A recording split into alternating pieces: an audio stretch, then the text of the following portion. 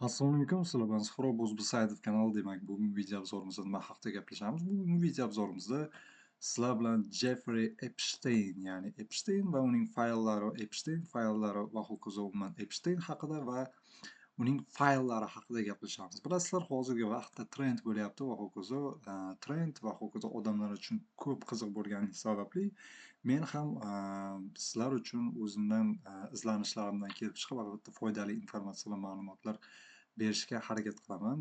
Ushbu videoda shu Jeffrey Epsteinga aloqador ma'lumotlar bo'yicha. Tak, umuman olganda, bundan oldin siz ko'rgan o'sha полностью Jeffrey Epstein kim haqida, uni haqida полностью Wikipediadan, internetdan izlanish qilsangiz, albatta ma'lumot chiqib keladi. Batafsil uni biografiyasi haqida va hokazo kim, qanday, hammasi haqida ma'lumotlar berilgan. O'qib chiqishingiz mumkin, o'rganib chiqishingiz mumkin. Qisqacha qilib aytganda, bu inson umuman olganda, negativ tomonlama qarasak, ko'pgina jinoyatlar, ayniqsa pedofil va hokazo, odamni umuman go'shtini yeyish va hokazo shunaqa narsalar bor hozirgi vaqtda ayblanib, o'sha narsa shov-shuvi oldin bu narsa allaqachon уже 2019-yilda bo'lgan narsa, уже hozir endi 2025-yil 6-yil to'g'ri, 7 yildan keyin уже chiqib yana qaytadan bunaqa shov-shuv bo'lyapti. Allaqachon buni problemasi umuman olganda hal bo'lgan edi. Hozir yana boshqa informatsiya va ma'lumotlar sizib chiqqanligi sababli o'sha narsalar orqali hozir yana trend bo'lyapti. Va pozitiv qilib aytganda, bu inson umuman olganda yana umuman negativ qaraganda yana fohishabozlik bilan ham shug'ullangan. Umuman pozitiv qilganda umuman kayf savoga beriladigan inson, ya'ni kayf savo bo'yicha judayam kayf safo qilishni yaxshi ko'radigan inson deb tushunsangiz ham bo'ladi shunday. Va ma'lumotlar topishingiz mumkin. Albatta keyin уже o'sha internetdagi rasmlarni, videolarni ko'rib siz o'ylashingiz mumkin va judayam qayerdan topsam bo'ladi, o'shalarda qanday qilib skachat qilsam bo'ladi, qanday qilib saqlab qo'ysam bo'ladi va hokazo deyishingiz mumkin va albatta bunga ham yechim bor. Xullas, Epstein haqida shu yetarlicha ma'lumot berdim. Xotini va hokazo, umuman boy inson va u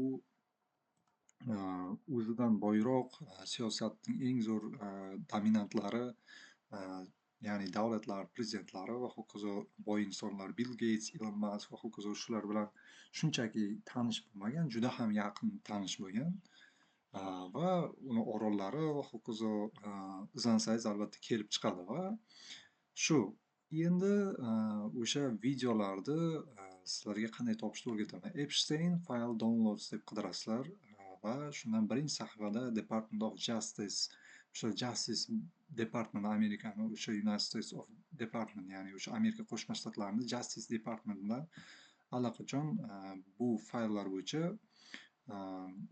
ochiq, ya'ni bu bemalol ko'rishingiz mumkin, privatniy emas. Shu kirasizlar va bu yerdan tanishib chiqishlaringiz mumkin va bu yerdan esa sizlar topib pastga tushsalaringiz o'sha the DOJ disclose including disclosures under the Epstein Files Transparency Act va hokazo tushuntirilgan. Kirasizlar. Shundan keyin mana bu yerga bossangiz, masalan, 12 ta bo'limlarga bo'lingan, yana ichida ham yana har xilcha bo'limlarga bo'lingan fayllar bor. Masalan, kirsak bu yerga, mana ko'rib turibsiz, bu PDF fayl, ya'ni bu bitta rasm emas, uni PDF ichida har xilcha rasmlar, hujjatlar, bo'limlar, har xilcha qiziq bir-biridan qiziq narsalar bor ekan. Men to'g'risini aytaman, hammasini izlanib, hammasini ko'rib chiqishga erindim. O'zimga qiziq bo'lganlarini ko'rdim. Bu rasmlar hozir internetda ko'rayotgan rasmlaringiz holva.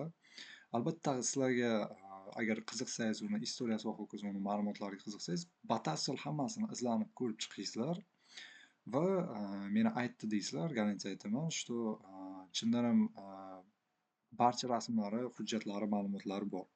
Ya'ni siz xuddi izlanuvchidek, как jurnalist sifatida hokazo shunday izlanib ko'rib chiqishingiz mumkin. Shunday men erindim to'g'risi.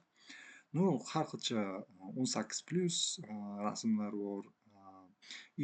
Men shuni bilaman, hammasini shaffof qilmagan, ya'ni qora, o'zimizni tilda aytgan bijir-bijir narsasini qo'yib qo'ygan. Faqat bijir-bijir bo'lmaydi, ya'ni просто qora bo'lib turadi, ya'ni chizib qo'ygan, shunday как flomaster bilan chizib qo'ygandek o'xshab ketadi. O'shanaqa qilib qo'ygan. Ba'zi odamlarni yuzini yashirgan, ba'zi odamlarni hujjatlarda ism, familiyalar, rasm yashirgan, shunday. Ya'ni to'liq 100% shaffof emas, shuni bilan. Nima uchun qilishgan? Eshitishim bo'yicha ba'zi fayllarni olib tashlagan, keyin yana qayta qo'ygan va hokazo, shunday bo'lib turibdi. Ya'ni bu fayllar ko'rganingiz hammasi ham bo'lmasligi mumkin. Bu ko'rganlarimiz shuncha ekan, ko'rmaganlarimiz qancha va hokazo. Hammasi haqida oydinlik kiritish uchun shundan kirib ma'lumot olishingiz mumkin. Masalan, kirasiz, mana masalan qandaydir hujjatlar, FPR, o'zlarini kinolarda ko'rasizku, qandaydir rasmlarga olib shunday qilib tashlaydi. Masalan, shunday misol. Bu endi hujjat sifatida misol masalan. Men oxirini ko'rdim, har xilcha ko'rib chiqdim, har xilcha rasmlari, bu o'zini FBR kirgandan keyin уже tiq qilib kinolarda rasmga oladi-ku, xuddi shunday. Tipa shu atmosferani ko'rishingiz mumkin. Bo'ldi, shulardan iborat. O'zbekcha qilib ham olsangiz bo'ladi, translate qilib nima ma'lumotlar bor, maxfiylik to'g'risidagi va ho'kiz agar tushunmasangiz. Menga masalan angliyskiy qulay, shunday qilib qo'ydim. Bo'ldi, shunday qilib olasizlar, ketma-ket men bilan takrorlasangiz, albatta shu qilib olishingiz mumkin.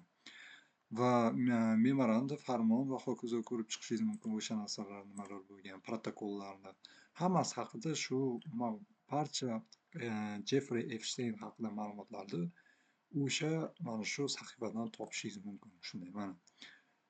Juda ham ko'p ma'lumot, juda ham rasm, fayl, hammasi bor xullas. O'zingiz istagan shunday. U anaqa internetda tarqalib yurayotganlardan ham boshqalarini ham topdim. Juda ham qiziq anaqa qandaydir bir seksual haqida mana bu rasmlar bor ekan, shunday. Xullas, shulardan iborat edi.